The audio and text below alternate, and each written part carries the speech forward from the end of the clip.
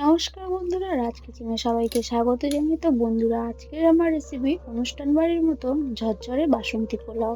তো বন্ধুরা, বাড়িতে থাকা কিছু উপকরণ দিয়েই আমি আজকে বানিয়ে দেখাবো ঝরঝরে বাসন্তী পোলাও। তো বন্ধুরা, ভিডিওটি পুরোপুরি দেখার অনুরোধ রইল। তো চলো শুরু করা যাক বাসন্তী পোলাও।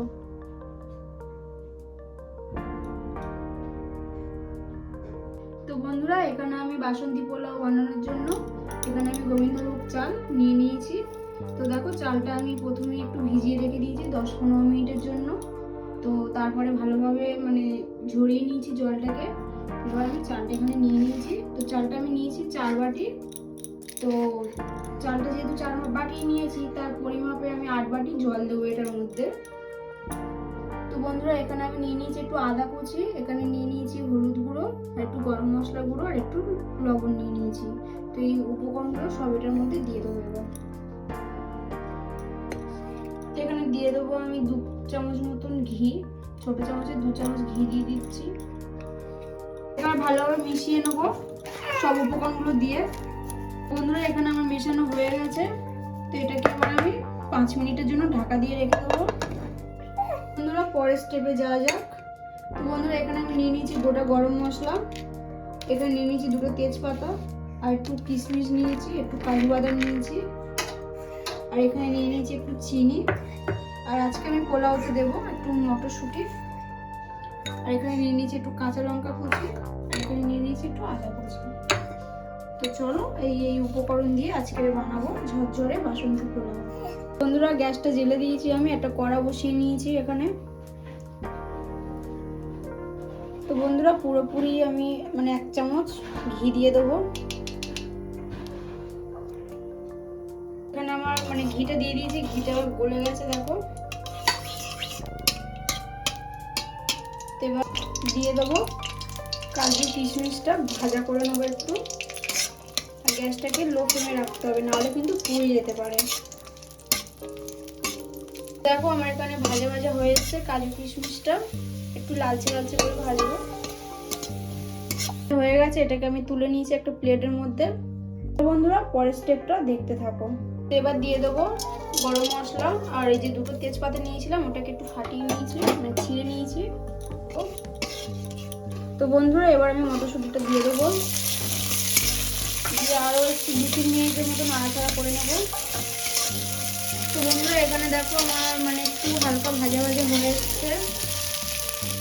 তো আমি এবার দিয়ে দেবো চালটা। বন্ধুরা, এবার দিয়ে দেবো চালটা,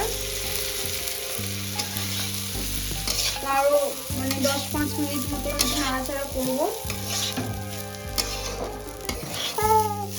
তো বন্ধুরা, এখানে আমার নাড়াচাড়া করছি। তো দেখো, তো ভালোই কিন্তু স্মেলটা বেরিয়েছে। তো আর 2-3 মিনিট নাড়াচাড়া করে আমি গরম জল বসিয়ে দিয়েছি। তো সেই গরম জলটা দিয়ে দেবো। বন্ধুরা, আমি এখানে চালের সাথে একটু মটরশুঁটি অ্যাড করেছি, তোমরা চাইলে দিতেও পারো, নাও দিতে পারো, দিলে কি একটু টেস্টটা হয়। তো বন্ধুরা, এখানে আমি এবার দিয়ে দিচ্ছি গরম জলটা। এখানে কিন্তু বন্ধুরা গরম জলই অ্যাড করবে, ঠান্ডা জল করলে কিন্তু কোনো টেস্টই হবে না। গরম জল দিলে কি স্বাদটাও হয়, খুব সুন্দরভাবে জিনিসটা হয়ে যায়। তো চলো একটু নাড়াচাড়া করে এবার ঢাকা দেব।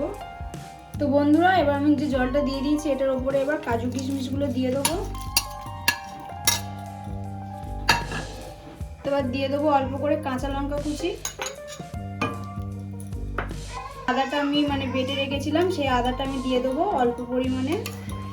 দিয়ে এবার ভালো করে একটু নাড়াচাড়া করে আমি এটাকে আধ ঘন্টার জন্য ঢাকা দিয়ে রাখবো, তারপরে তোমাদেরকে দেখিয়ে। তো বন্ধুরা, আমি আধ ঘন্টা পর খুলে নিলাম।